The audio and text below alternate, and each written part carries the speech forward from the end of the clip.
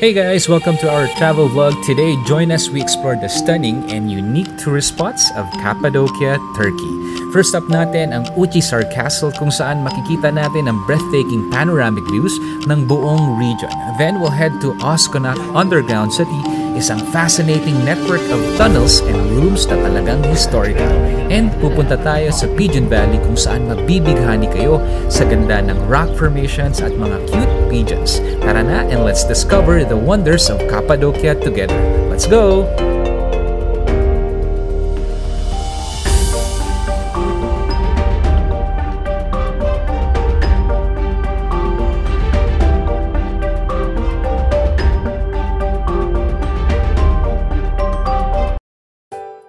When we woke up, we were greeted by the hot air balloons na talaga namang breathtaking. Unfortunately, hindi namin na-try ang hot air balloon because of the weather.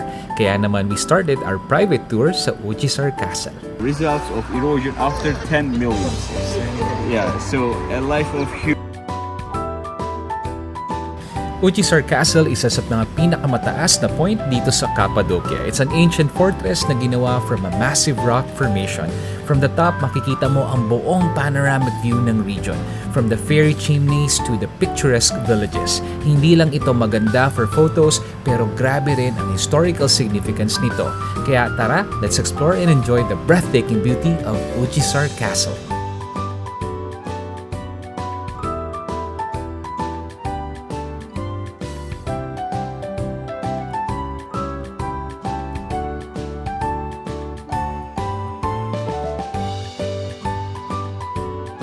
Baby pa to. Kasi maliit siya.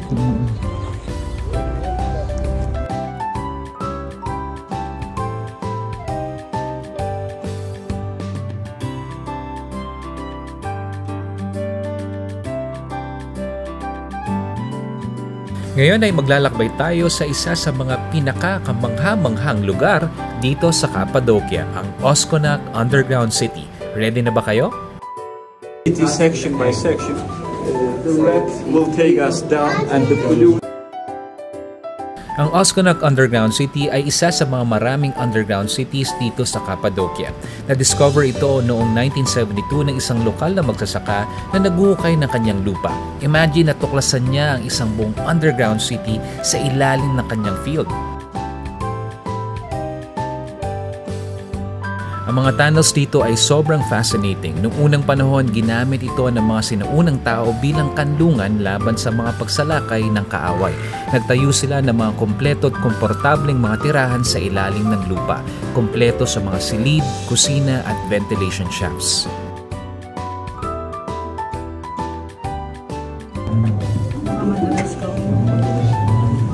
Lahat kayo tatamaan ko. Kaya magdodong Makikita rin natin ang mga ingenious defense mechanisms nila tulad ng mga rolling stone doors at traps para protektahan ang mga residente.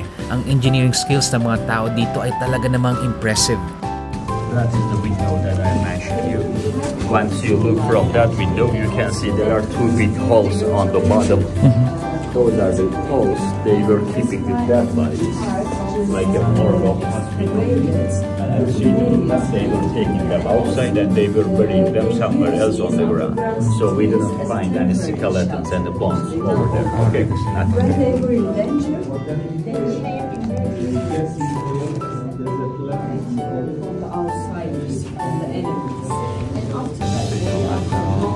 So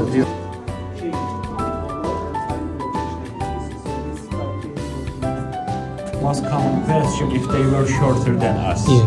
Not really. The reason they were building such tunnels to give some trouble to the enemies. Because this was shelter, you know, this was hiding place. So please think you are enemy soldier, you are full.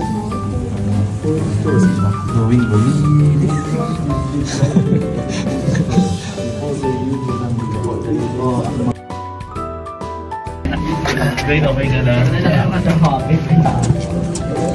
Masakit sa hita, B.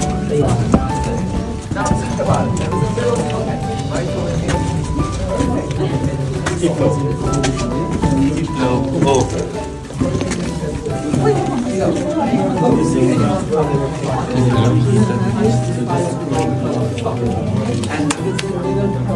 Okay, there you go. Now yes, so that makes cooler in summer, warmer in winters.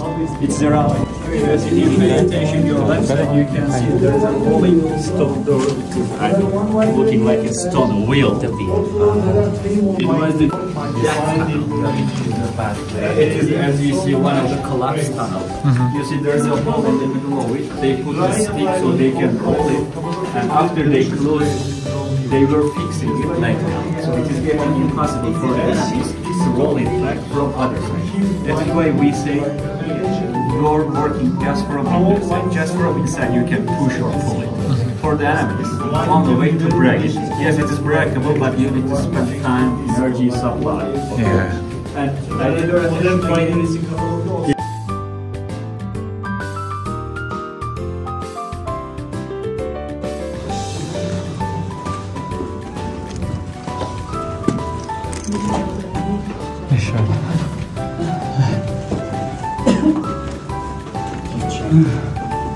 Feeling kasi mama hindi pwede dito. Oo. Oops.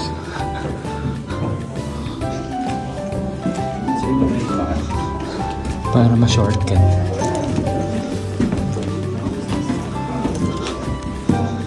Hindi lang mga simpleng tunnels ito kundi isang complex network ng mga interconnected rooms at passages. Talagang parang ibang mundo sa ilalim ng lupa.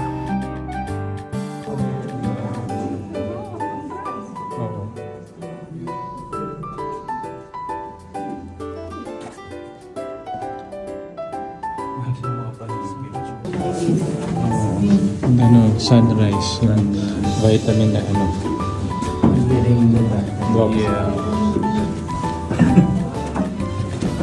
Kaya't kung pupunta kayo dito sa Cappadocia, huwag niyong palampasin ang Oskonak Underground City. It's a unique experience na magdadala sa inyo sa nakaraan at magpapakita ng ingenuity ng mga sinaunang tao. Ngayon naman, samahan niyo kami sa isa sa mga pinakamagandang lugar dito sa Cappadocia, ang Pigeon Valley.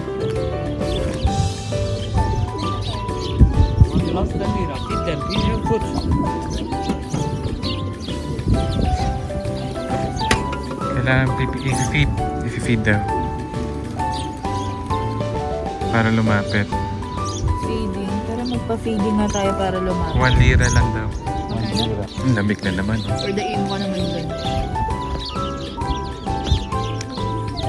Ang Pigeon Valley ay isa sa stunning na lugar na puno ng mga unique rock formations at breathtaking landscapes. Ang pangalan nito ay galing sa mga countless pigeon houses na inukit sa mga bato ng mga locals. Sila'y nag-aalaga ng mga kalapati dito para sa kanilang guano na ginagamit bilang pataba. Mga B, simulan na. Hey! Ito na malapit. Hey!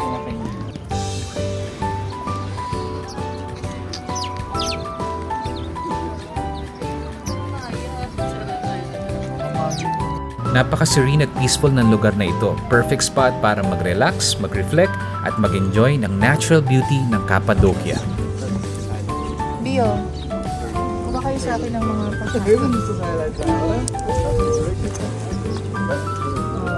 Nakita niyo may pagkain dito, no? Yan ang lumalapit na sila.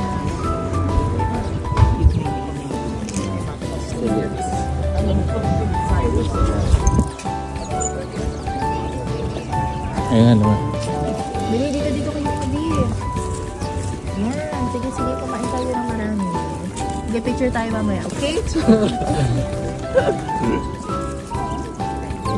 Very good.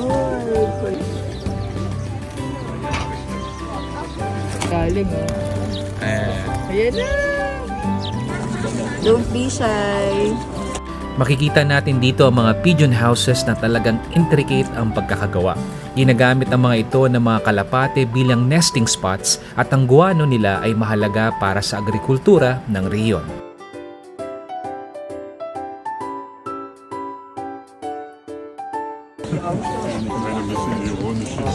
Pero ito nakapak na siya, di. Apricot. Inayo o apricot. Surprise. Surprise. Kaya't kung naghahanap kayo ng adventure na may halong history at nature, siguraduhin bisitahin ang Pigeon Valley. It's a must-see destination sa Cappadocia. Ngayon naman, tayo ay kakain ng lunch sa isang sikat na local restaurant sa Cappadocia.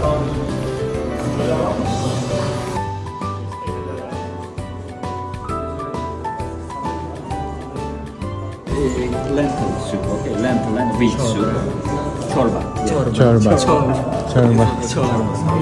And salad, you will have salad.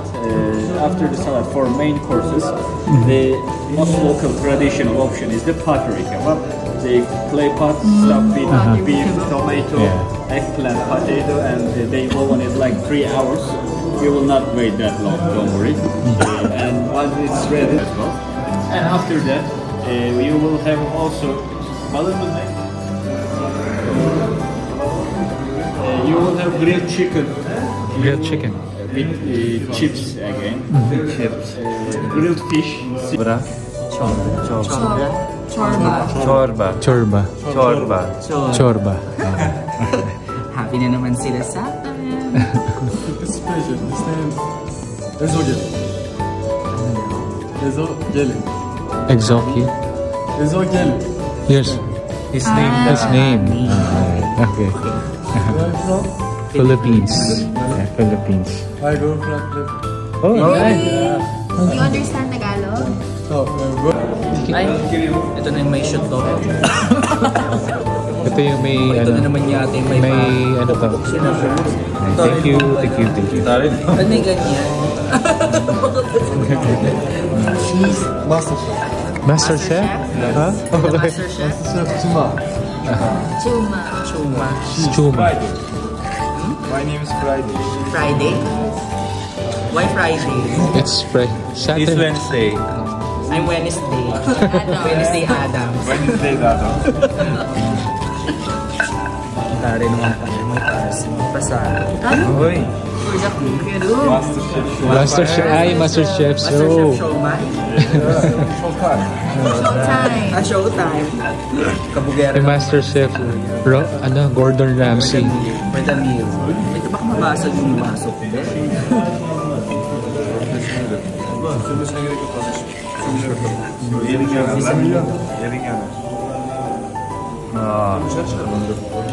Amazing.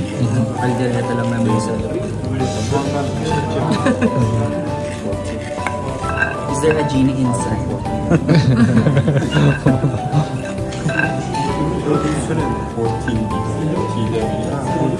Tinitingin na tingin tayo sa paano sa marimar. Bakit ne diyordu? Ne dedi?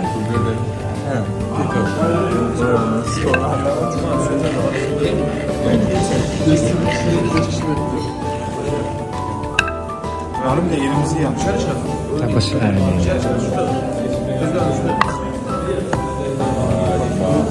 Papasok kami. ano niya na. Orada durma. Şurada soğusun biraz. Ne?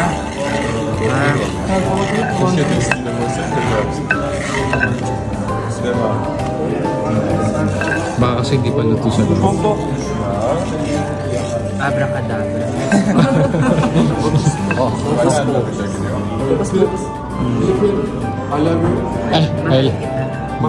Mahal kita, yes. Mahal kita. Said I love you too. Oh, there you go. Nice. You should say that more often to your